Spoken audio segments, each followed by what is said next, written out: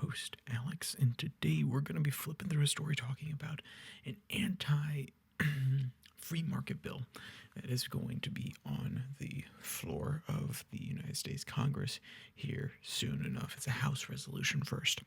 And it goes into anti-competitive practices from Apple and restricting what congressmen, lawmakers say is. I think it's interesting. We're going to jump into it, but we got to go to our daily debate first.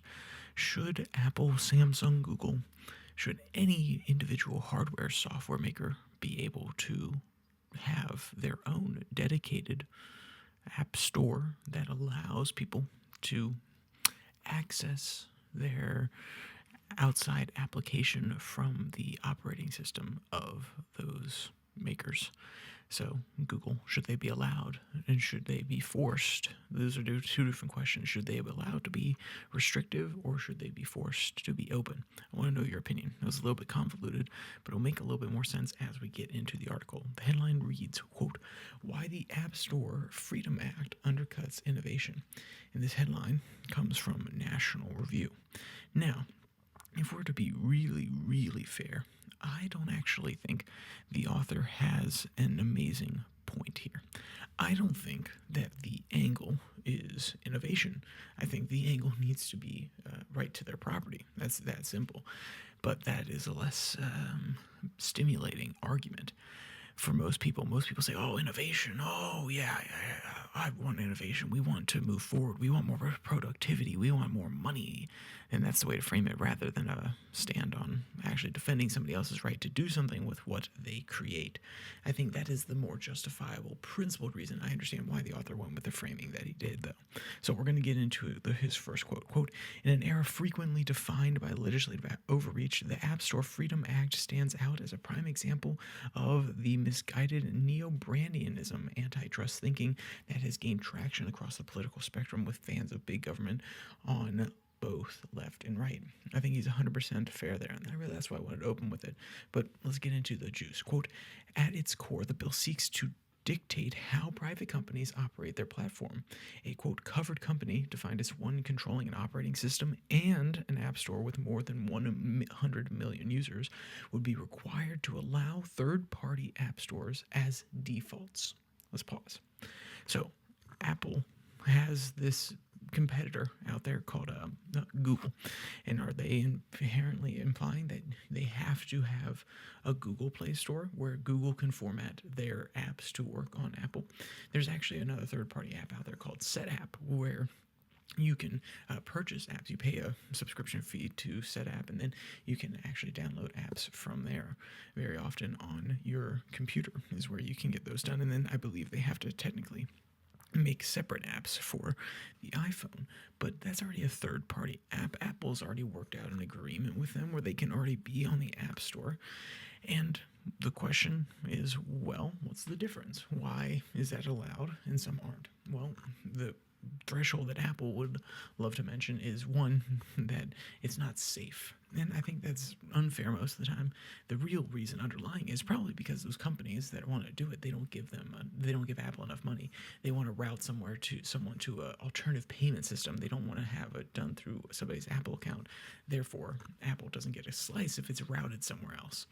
Well, now this act is trying to actively undermine that. And though I find Apple charging exorbitant amounts, and 30% I believe is what it is currently at, it's not that exorbitant anymore, but exorbitant amounts in order to do in-app purchases, that is something that I find extremely, extremely frustrating, though understandable. They are providing the platform on which you are gaining users. Therefore, it's basically a subscription cost, even though you have to pay a developer subscription cost as well.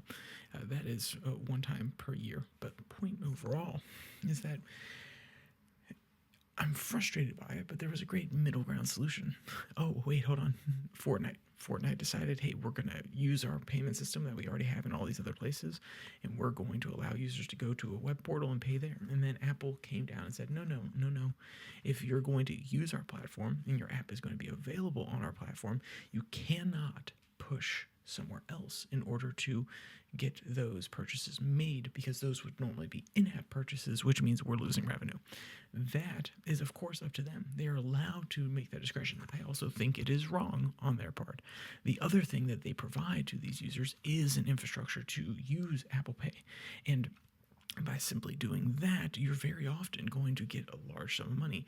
And for the corporations that are big enough to route it somewhere else, the companies that are big enough to say we can build our own infrastructure, maybe you should allow them to do that. But once again, that's a principled stand. That is not necessarily an antitrust argument, because the antitrust argument from the people who are writing this bill is that they have too much control. They shouldn't be allowed to set these defaults. They shouldn't be allowed to basically limit what the viewer has access to. And yet, we live in a world where most people in Congress, most people in elite society will very often say, well, these are from unacceptable news sources. And it's not a government enforced thing, which that's fair enough, but it is socially tacitly endorsed as this is the acceptable view, the acceptable paper to go to, because they have views within a certain bound that are reasonable. We are always constantly pushing on a social level to keep things within a particular view of socially acceptable. And then when you turn around and say, oh, well, actually, hold on, in this case, when it comes to money, when it comes to the forcing of these companies, we have to basically open up the view. We can't have companies determine what the proper view is. They can't limit anything. They can't be the gateway for these users. They have to be as open as possible. And I understand, but I assure you that when eventually they force Apple to be open and then a whole bunch of iPhones get hacked, a whole bunch of iPhones have vulnerabilities, there's a web crawler that's able to take advantage of a third-party app that isn't properly secured, and then China has all the data of all the users across the United States. It's a far-blown scenario. I'm not saying it's super likely. Point being, when that happens, they say, oh, hey, we need to crack down on this. We need... Instead of just saying, hey, Apple, you can do what you want to do, it may seem peculiar to us, but we're not the ones that run that platform. And guess what? If you don't have an app on Apple, if there's a certain app that you really want, you can probably go make them nowadays. There's this thing called ChatGPT, and you can go out and make practically anything. You can make app manifests, and they comply with Apple's security regulations. And guess what? You're probably going to screw up. You're probably going to build something that is not secure, and then they're going to come back to you and say, whoa, buddy, hey, why are you trying to exfiltrate this information? And then you're going to say, well, I was just trying to send it somewhere. Point being that there are experts who build out these security measures, and that's always the argument that Apple will provide. Whether or not that's true, as we made proof earlier, it's about money. But underlying, there are security concerns to some degree, and to pretend as though those are nothing, and to pretend as though Apple's reputation isn't on the line, is to whole hog miss the... It's basically to miss the field for the trees. But hey, that's enough anger on my part. Let's get back to the article. Quote, the claim that these firms are monopolies deserving heavy-handed regulation ignores the dynamic, constantly evolving nature of tech markets. Dominance in one product line today, whether in mobile operating systems, AI models, or hardware, rarely generates permanence, end quote. I mean, yeah, look at it. The Lisa 2, I believe it's the Apple One, the Macintosh, iPhones, Samsung, OnePlus. All of these are examples of when either Apple disrupted a market or they were stagnant in a market and somebody else came in and then disrupted them in those cases. And you could do the research as to which one, because I really just listed off Apple products at the beginning. Point being overall, all it takes is you having an edge in this fast-moving world of consumerism. All it takes is you having an edge for 2, 3, 4 years. That's what Google has. A lot of iPhone users, or the people who went to iPhone because everybody else went to iPhone and there wasn't good Android, and then went over to Google when it got better, or because they didn't like Samsung, they liked the clean Android infrastructure, they went over to Pixel. All it takes is one good innovation to change people's minds. A lot of people who I know wanted a folding phone, said, well, Apple doesn't have it yet. Unlike me, if Apple comes out with one, that's when I'll buy a folding phone. But there are some people who aren't as instaunched as I am, and they readily went out to go and open a brand new folding Samsung out of the box.